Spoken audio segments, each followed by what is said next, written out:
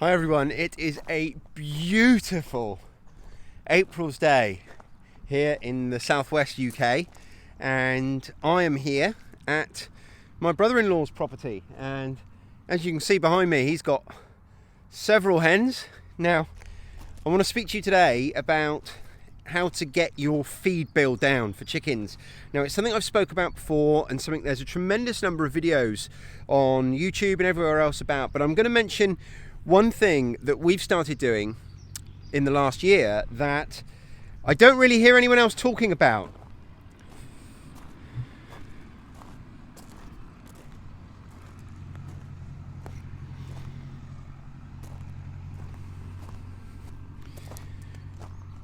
Now it has to be said that the very best way of reducing your feed bill for your hens is to free range them and give them as much space as possible.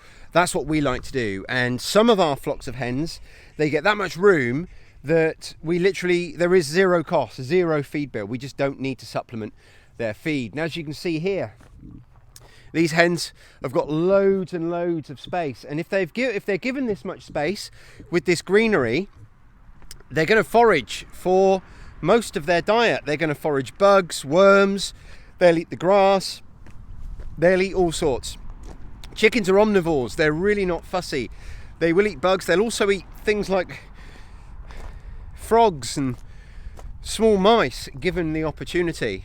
Now we've been doing some work here because this was a bit of a boggy mess, and as a result the chickens here have been confined to a much smaller space than usual, because usually they've got the run of this, but this has all been reseeded, and my brother-in-law's just waiting for it to grow back, at which point they'll have much more space. But in the meantime, they're in a reduced run, and most of us here in the UK will know all about that, because over the last few months we've been faced with chicken lockdown, and we've all had to confine our hens to a much smaller space.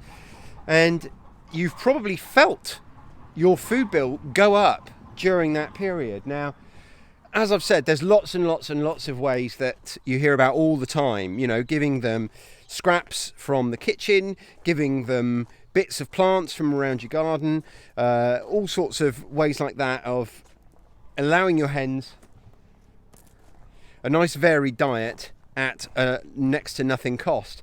But whatever you're going to do, chances are you're going to be buying some kind of commercial feed. I know that we do. Now, we've got 130 hens, something like that. So, we always have a food bill of some description. Now, if you're breeding different breeds like this, and you're keeping them separate, because of course you can't have them all running together if you want pure breed eggs and chicks, then you may well end up with them in smaller spaces that they don't have all that access to free range. And like I say, that's going to be the biggest factor that drives your food bill. Well, what you could do, and what we've done, is we've formed a consortium. Now, really easy for me, because we've got 130 odd birds, and my brother-in-law has probably a similar amount. So it's really easy for us to do it, because we can do it just between the two of us. And basically, my brother-in-law buys direct from the same places that most of the places that sell you bird feed are buying from. And he gets a whole pallet delivered at a time. Now, of course, he's got the space to do that. We don't have the space to store that. We don't have any outbuildings, as you'll be aware.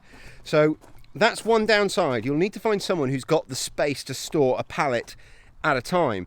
But if you can do that, the savings can be dramatic. I'm going to guess that the cost of a 25 kilogram bag of layers pellets at a local farm supply shop, for instance Mole Valley or something like that, is going to be anywhere between £13 and £17, depending on where you're going. Well, we're buying £7. We're paying £7 a bag here. So if you can get a group of you together that's able to buy a pallet at a time, so you're talking about 50 bags, then you're going to be able to see those same kind of savings. Now, like I say, you are going to need someone within your little consortium who's got the space to store it, but you need to remember that it's not like that person is giving up a great deal. They're also getting the benefits of this reduced cost feed. So however you work it, it's certainly something that I think is worth investing some time in, trying to find a group of people. And you can find these groups online. You know, there are amazing online platforms like Facebook where you can find people local to you who are doing the same thing and get together a group of you to buy in bulk. I will just quickly show you some chicks my brother's got down here.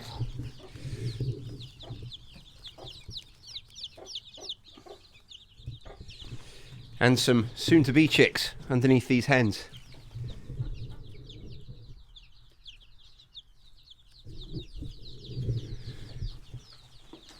But if you're going to be increasing your numbers of birds, you know, you're going to be increasing your food bill. So, you know me, everything I can do to get those costs down, I'm going to do. With our main flocks, our food bill is very, very low. It's probably something like 50p a day or less. Let me just have a think a minute.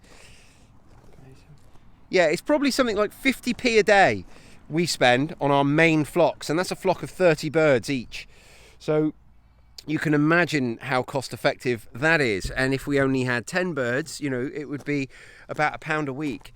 So from that, we get all those eggs and we sell those eggs. Those eggs more than cover the cost of the feed that we do buy in. So the whole thing is a net positive for us.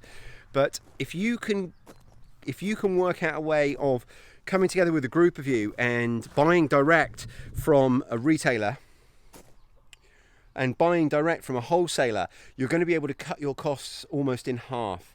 So I mentioned that if we go to Mole Valley Farmers, we'd be paying anywhere between £13 to £17. If we buy from our more local farm supply shop, we're paying £17 a bag every time.